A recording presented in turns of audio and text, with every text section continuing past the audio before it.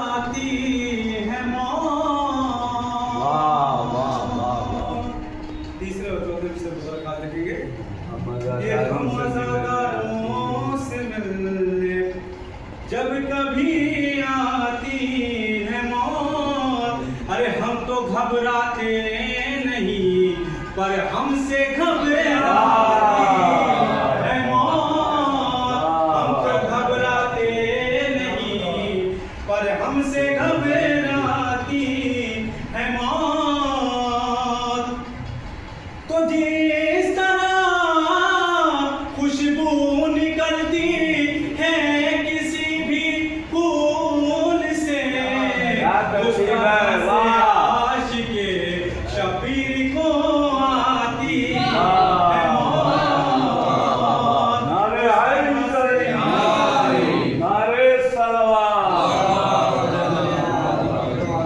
اس طرح سے عاشق شبیر کو آتی ہے موت.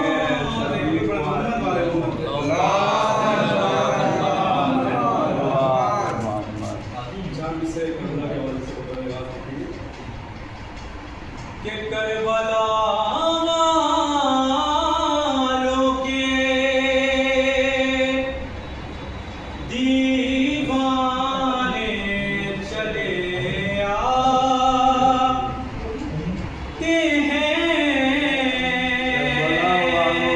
دیوانے چلے آتے ہیں. کربلا والوں کے دیوانے چلے آتے ہیں.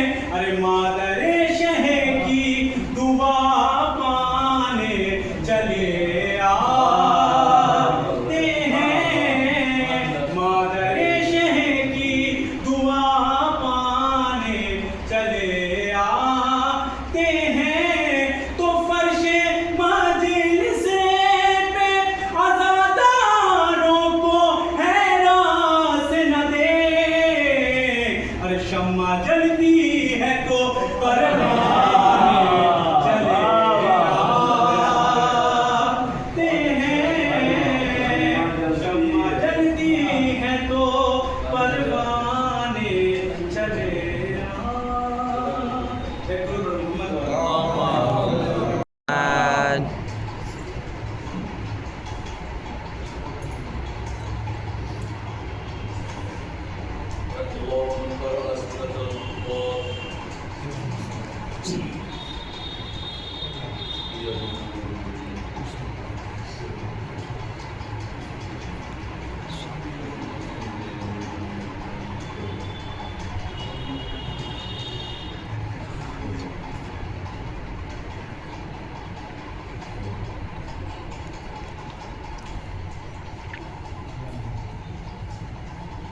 لا حول ولا قوة إلا بالله العلي العظيم.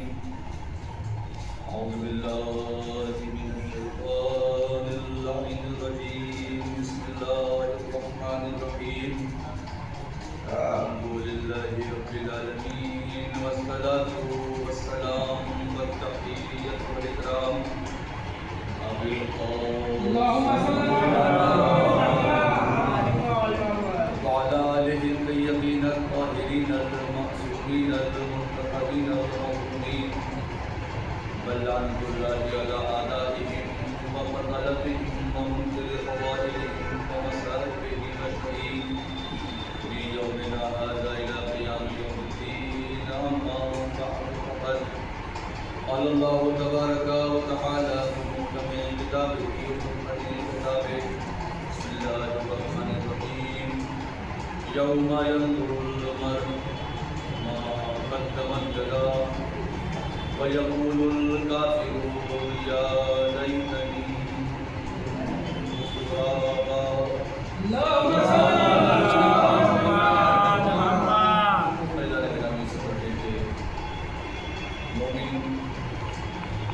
اور حیات ابدی کے حوالے سے مختصر معلومات پیش کی جائیں. جماعت سے یا حضرات ایک مرتبہ سورہ الحمد اور 3 بار سورہ اخلاص پڑھیں. 4-5 نام میں چھوٹا نمبر انسان کے دلوں پر ایک سارے بات کے لیے سورہ فاتحہ پڑھیں. اللهم صل على محمد وعلى آل محمد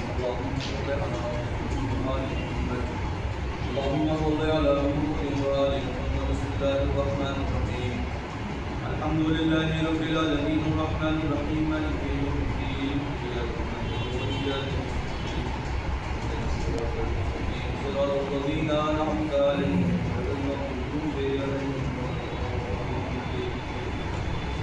الله الرحمن الرحيم قل هو الله احد الله الصمد لم يلد ولم يكن له كفوا احد بسم الله الرحمن الرحيم قل هو الله احد الله الصمد لم يلد ولم يولد ولم يكن له كفوا احد بسم الله الرحمن الرحيم قل هو الله احد الله الصمد لم يلد ولم يولد ولم يكن له كفوا احد اللهم صل على محمد وآل محمد اللهم صل على محمد وآل محمد اللهم صل على محمد وآل محمد سورہ حمد و سورہ اخلاص درود کا ثواب محمد وآل محمد علیہ السلام کے وسیلے سے آباد مثال کرنے سیدہ آمنہ خاتون بنت سید امام رضا اور مرحومہ قیصر جہاں بنت علامہ سید محترم ریاض قمری بنت سید علی مفتی مرحوم سید امام رضا ابن مولوی سید حیدر رضا مرحوم سید عالم رضا ابن مولوی سید حیدر رضا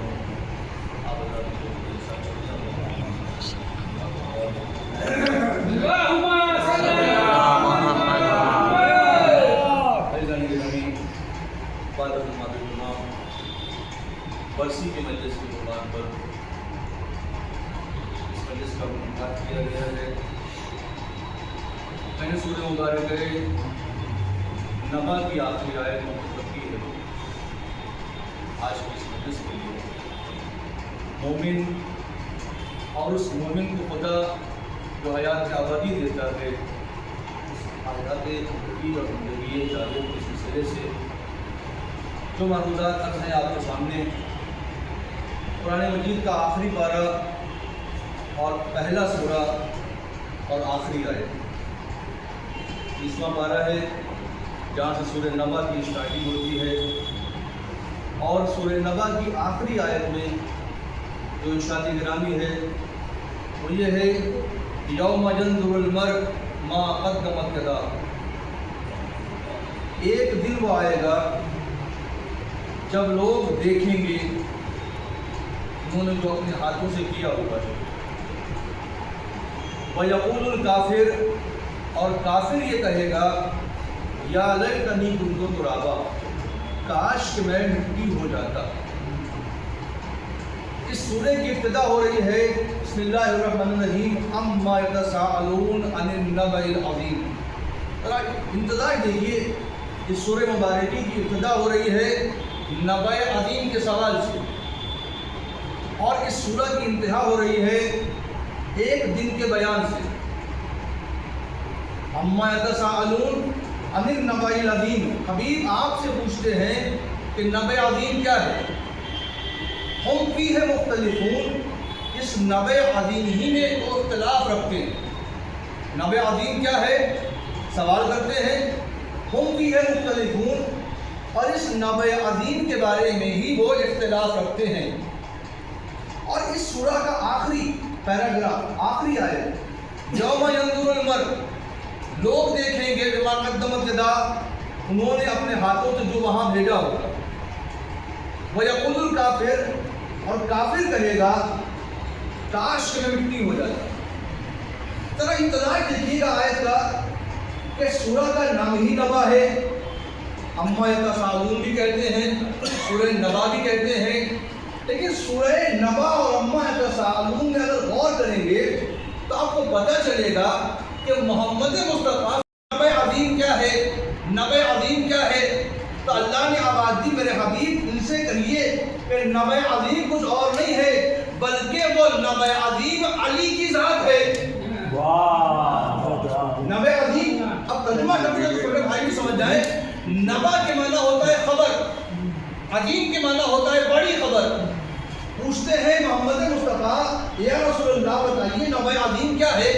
نبأ عظیم کیا ہے تو نبی سے خدا نے آواز دی میں تو ان سے کچھ نہیں کہوں گا آپ ان سے کہہ دیجئے کہ نبأ عظیم کچھ اور نہیں ہے بلکہ علی کی ذات ہے. ہم کی ہے مختلفون جس میں تم اختلاف کیے پڑے ہوئے ہو لیکن یاد رکھنا تمہارا اختلاف اس بڑی خبر کو چھوٹی نہیں کر دے گا. جو خبر اللہ کے نزدیک بڑی ہے وہ ہمیشہ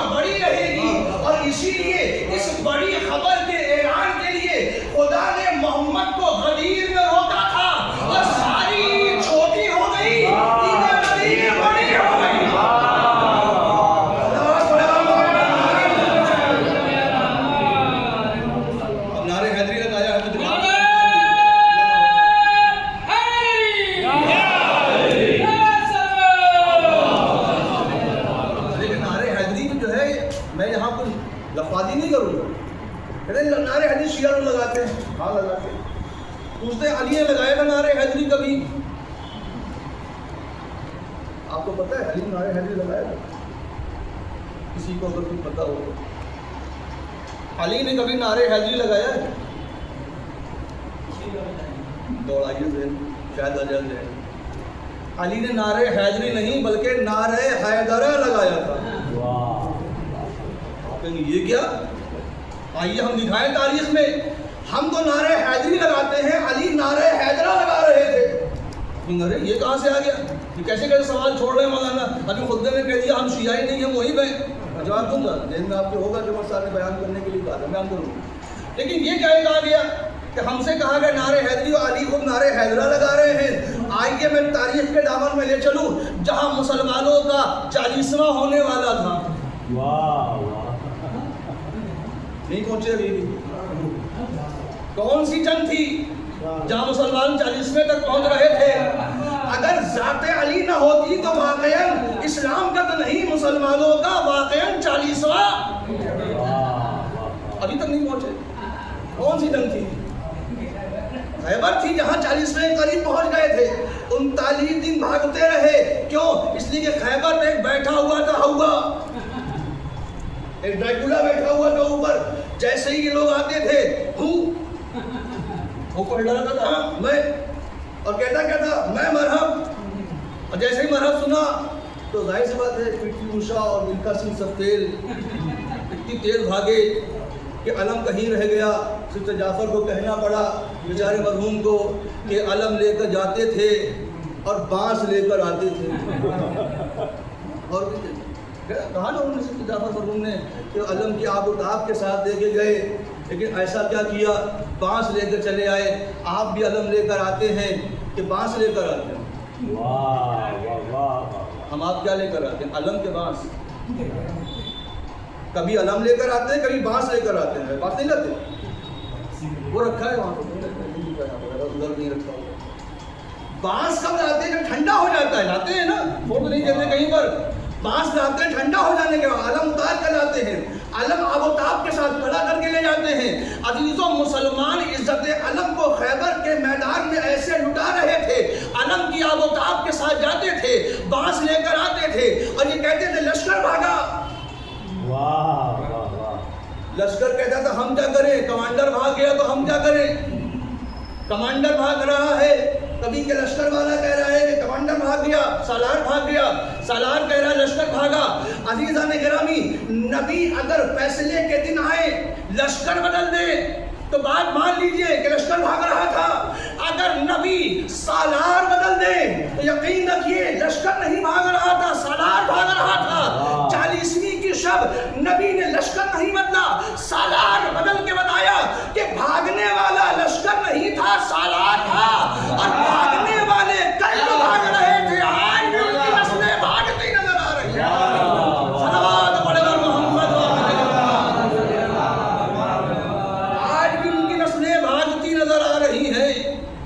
آج بھی ان کی نسلیں بھاگتی نظر آ رہی ہیں. اور کل جو خیبر اور خندق و احد میں پی ٹی اوشا اور ملکا سنگھ کو فیل کر رہے تھے, وہ لوگ آج بھی بھگوڑوں کے ساتھ کھڑے ہوئے ہیں اور یہاں تک کھڑے ہوئے ہیں, اور یہ بھی کہہ رہے ہیں کہ خامنائی کو چھپ جانا چاہیے تھا, خامنائی کو بنکر میں چلا جانا چاہیے تھا. یہ ایڈوائز وہی دے گا جو بنکروں میں چھپ کر رو رہا تھا. تاریخ کی نظر ہے جو بنکروں میں چھپ کر رو رہا تھا اور قاتلوں کو انڈیکیٹ کر رہا تھا. محمد کہیں اور نہیں چھپے ہوئے, اسی غیر میں چھپے ہوئے ہیں.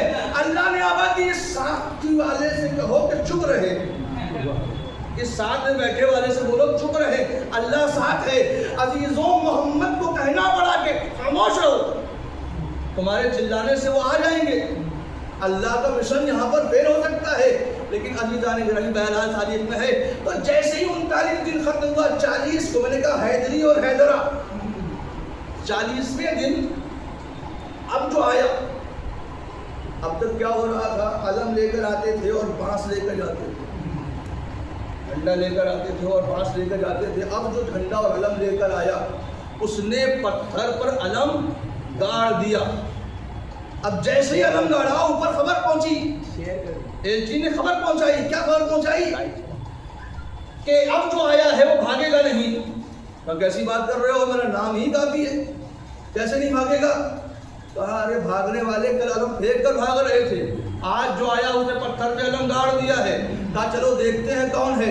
اب جیسے ہی اوپر سے اترا اور کہتا ہے دیکھو انا الذی سمتنی امی مرحبا.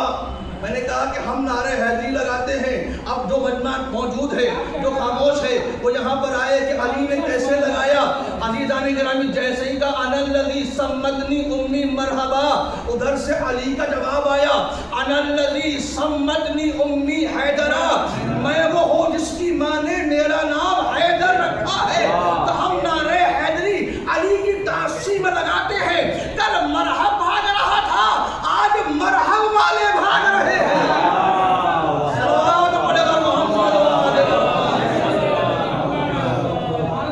بھائی مرحب والے بھاگ رہے ہیں کہ نہیں؟ 10 دن کا ٹائم دے رہا ہوں, سرنڈر کر دو. 2 دن کا ٹائم ہے, there is no way only surrender. اچھا 5 دن کا ٹائم اور دے رہے ہیں, سرنڈر کر دو. پھر 10 دن کا اور ٹائم دیا, سرنڈر کر دو. عزیزان گرامی اسے کوئی بتا دے جاہل کو کہ سرنڈر وہ لوگ کرتے ہیں جن کی نسلیں سرنڈر ہوں. ہم سرنڈر کروانے والوں میں سے ہیں, سرنڈر کرنے والوں میں سے نہیں ہے. جا کے تاریخ پڑھ لے, ہمارے آباء و اجداد نے کبھی سرنڈر نہیں کیا تو ہم کیسے کریں گے؟ ہم تو کل بھی سرنڈر نہیں کرنے والے تھے, ہم آج بھی نہیں ہیں. عزیزان گرامی یہاں کہا گیا یا لیتنی کنت ترابا.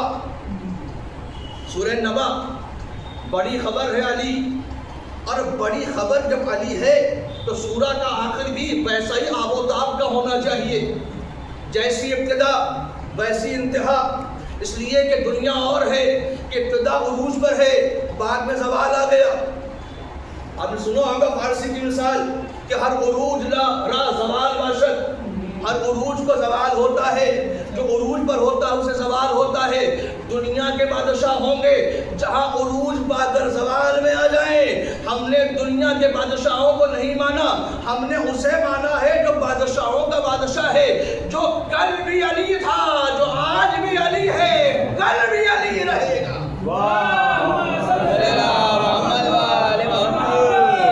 یہاں ابتدا اور انتہا کا معاملہ ہی نہیں ہے, یہاں تو ابتدا سے ہی علی ہے, یہاں تو شروع ہی سے علی ہے اور آخر تک علی ہے. تو اب علی کی معاملہ یہ ہے, علی کا معاملہ یہ ہے کہ علی ہے خبر عظیم. جب خبر عظیم کی ابتدا ہو رہی سورہ نبا سے تو انتہا بھی آب و تاب کی ہونی چاہیے. اسی لیے آیت نے آواز دی ایک دن آئے گا جب لوگ اپنے کیے گھرے کو وہاں دیکھیں گے. کہاں دیکھیں گے؟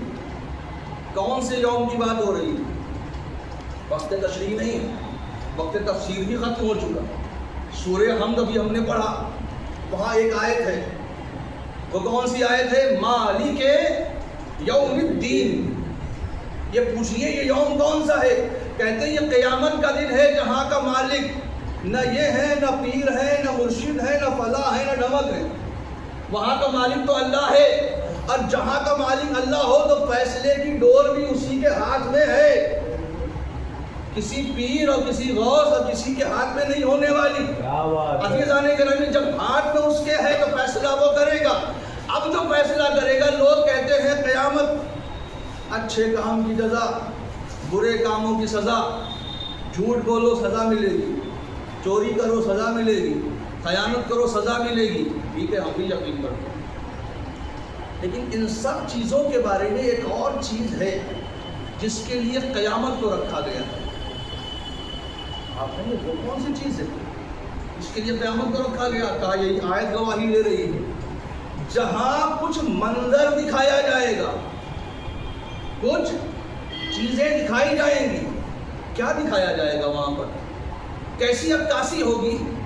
کہا عکاسی یہ ہوگی کہ دنیا میں تم کہتے رہے رافضی, کافر, فلاں, لیکن ہم تمہیں قیامت میں اسی نبع عظیم کا ایسا منظر دکھائیں گے, ایسا جلوہ دکھائیں گے کہ تمہیں پتہ چلے گا کہ تم نے دنیا میں علی کو چھوڑ کر کتنا بڑا نقصان کر لیا.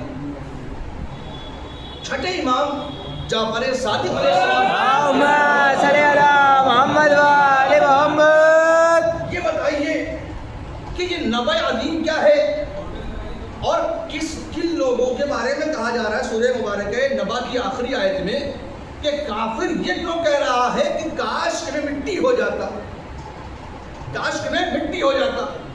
اچھا مجھے یہ بتائیے اردو محاورے میں مٹی بلند چیز کا نام ہے یا پست؟ مٹی کو ہم بلند کہتے ہیں یا پست کہتے ہیں؟ مٹی پست ہی تو ہے، مٹی بلند نہیں ہے۔ اچھا شیطان جب آپ کہہ رہے ہیں مٹی بلند نہیں ہے تو پھر اس کا مطلب یہ شیطان کی بات کی تائید کر رہے ہیں آپ؟ وہی تو کہہ رہا تھا خلقتنی من نار وخلقتہ من طین، مجھے پیدا کیا آگ سے، مجھے پیدا کیا مٹی سے، تو ہم تو مٹی کے بنے ہوئے، شیطان کی بات کی تائید ہو رہی ہے۔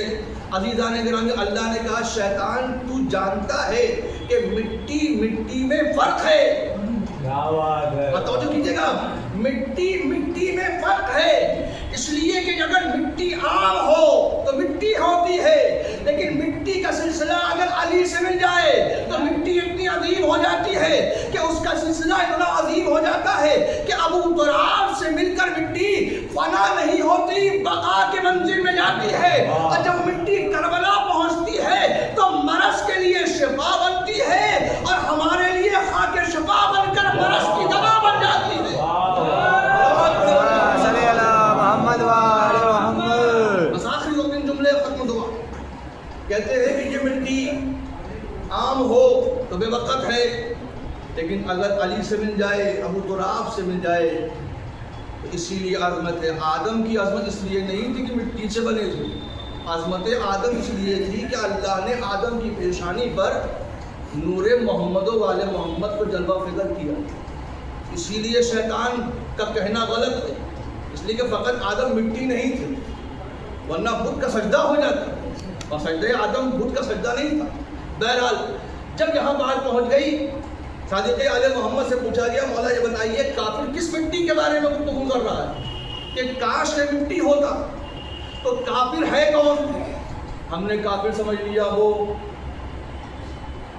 جو یہاں کھڑا ہو جائے اور وہاں کھڑا ہو جائے اور اس بت کے سامنے اور اس بت کے سامنے۔ کافر کے معنی ہوتا ہے انکار کرنے والا، کافر کا لغوی معنی ہوتا ہے انکار کرنے والا۔ اب کس کا انکار کرنے والا؟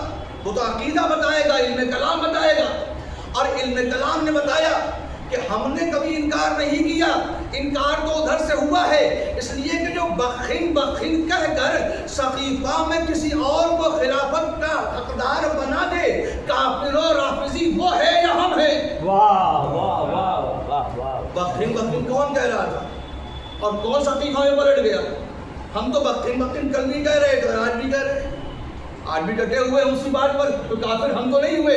تو کون لوگ ہیں؟ کہا یہی وہ لوگ ہیں جو غدیر میں ایک کنارے کھڑے ہو کر سقیفہ میں آ گئے تھے اور علی کی مخالفت میں تھے۔ صادق آل محمد نے آواز دی کہ کافر وہ لوگ ہوں گے جو دنیا میں علی کو چھوڑ دیں گے اور جب قیامت میں پہنچیں گے علی والوں کا مرتبہ اعلیٰ دیکھیں گے تو چیخ کر کہیں گے کاش کہ میں ابو ترابی ہو جاتا، جو عظمت انہیں ملے گی مجھے بھی مل جاتی۔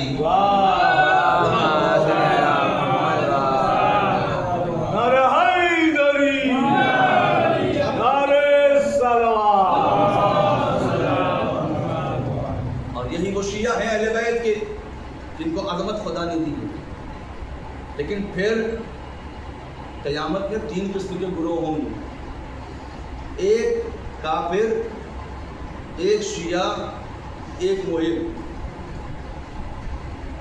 میں آگے اپنے اس سوال کو دوسرے میں چھوڑا دوں گا، کافر، شیعہ، محب۔ کہتے ہیں کافر کا معاملہ کیا ہے؟ تم دشمن علی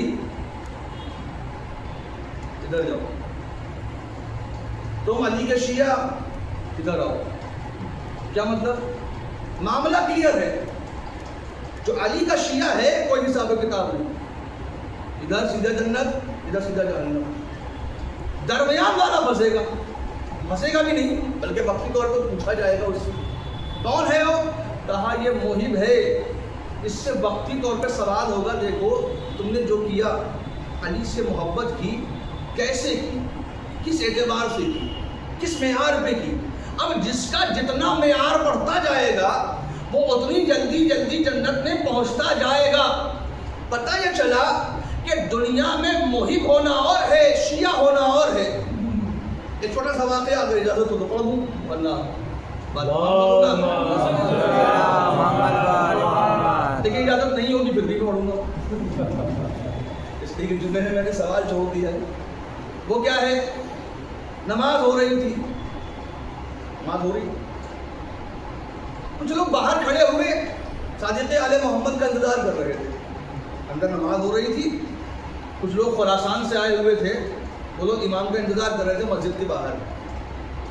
نماز ختم ہوئی، امام مسجد سے باہر نکلے، جیسے یہاں مسجد سے باہر نکلوں، باہر دروازے پر 4 5 10 لوگ 15 لوگ کھڑے رہے اور کہا السلام علیکم۔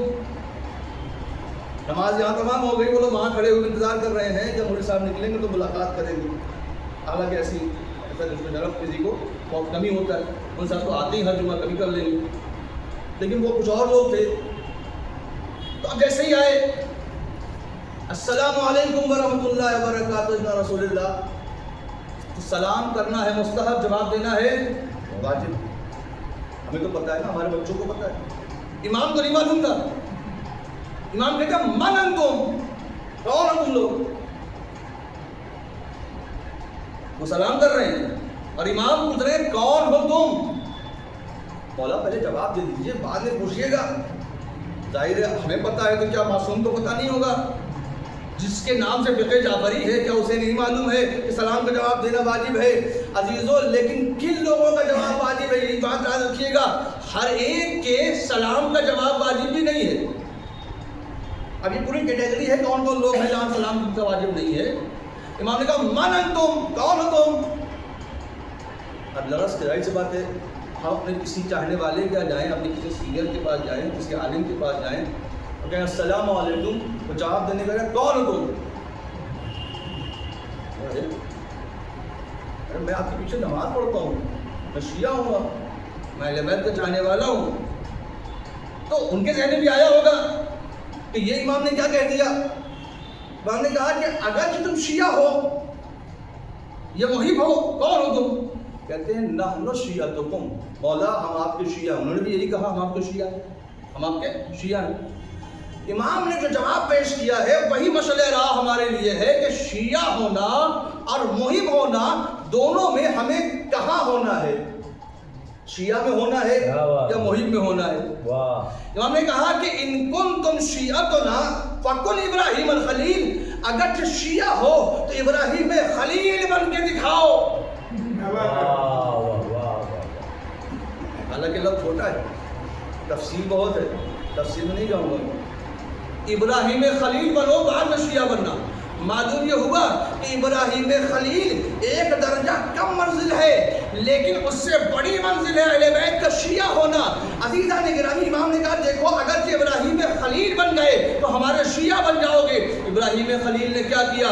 کہا ابراہیم نے قربانی پیش کی، ابراہیم نے مال پیش کیا، ابراہیم نے دولت پیش کی، ابراہیم نے قربانی کی۔ ابراہیم مہمان کے لیے بالکل مہمان نواز ہوا کرتے تھے۔ ہم کیا ہیں؟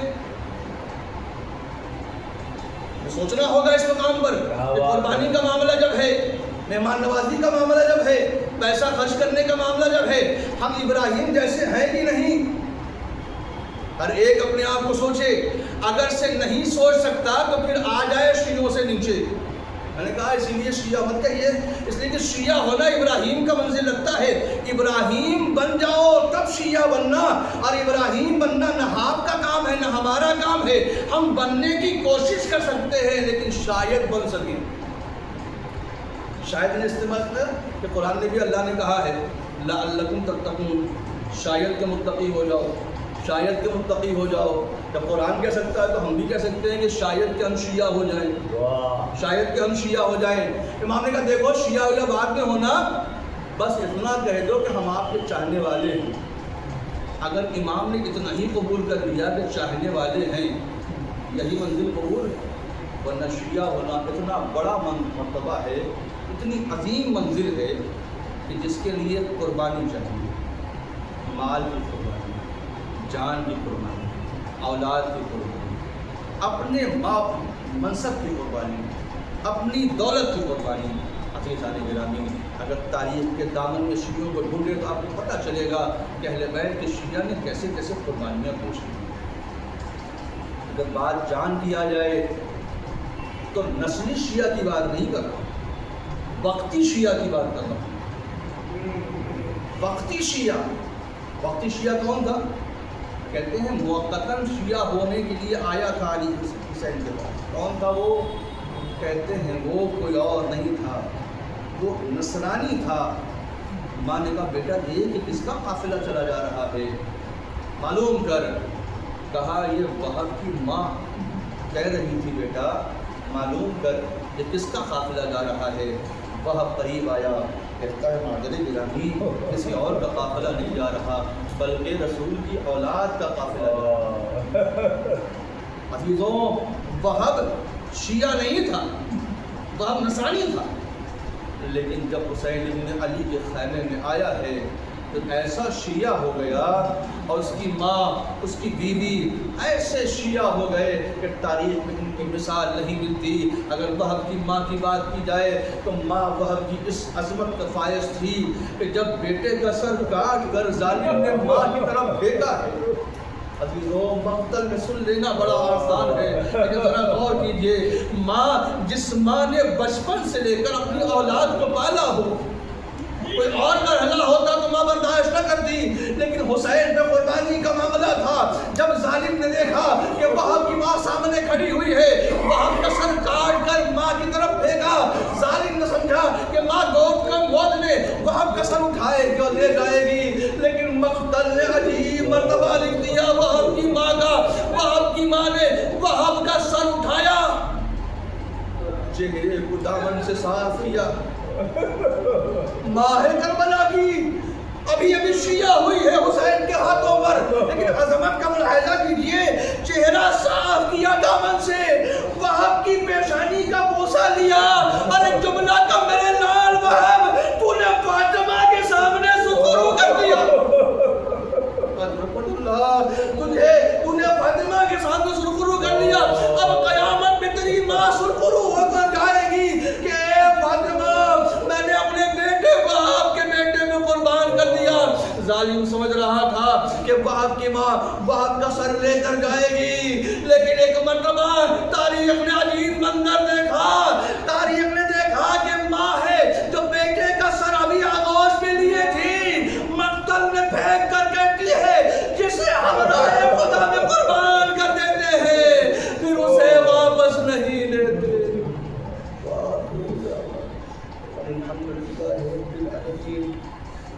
وَسَيَعْلَمُ الَّذِينَ ظَلَمُوا أَيَّ مُنقَلِبٍ يَنقَلِبُونَ۔ کالنے والے محمد والے محمد علیہ السلام اپنے توفیقات میں اضافہ فرما، قضاء و حاضر کی حفاظت فرما۔ میرے اللہ ایام قضا قریب ہیں، ہم سب کو توفیق فرما، ہم اہل بیت کی سیرت پر عمل کریں اور بہترین طریقے سے اداکاری کرنے کی کوشش کر سکیں۔ دشمنان عزا جہاں جہاں جس علاقے جس ملک اس قبیلے میں ہوں، سب کو نیست و نابود فرما۔ پروردگار عالم جہاں جہاں بھی ظالم و مظلوم میں جنگ ہے، ظالمون کو شکست اور مظلوم کو فتح یابی عطا فرما۔ خصوصی طور پر پروردگار ایران اسلامی کو فتح یابی عطا فرما، اور وہاں کے بہادروں کے دلوں میں قوت اور بازوؤں میں طاقت عطا فرما۔ ظالموں کے ہتھیاروں کو کند کر دے، ان کی نسلوں کو برباد کر دے، ان کی بیٹیوں کو اجاڑ دے۔ پروردگار ان کے درمیان میں ایسی وبا ڈال دے جس کا کوئی علاج نہ ہو۔ پروردگار عالم ان کے ہتھیار کند فرما دے۔ منتقم کربلا کے ظہور میں تعجیل فرما، تعجیل فرما، تعجیل فرما، اور ہمارا شمار میں ناصر و مددگار فرما۔ الہی آمین۔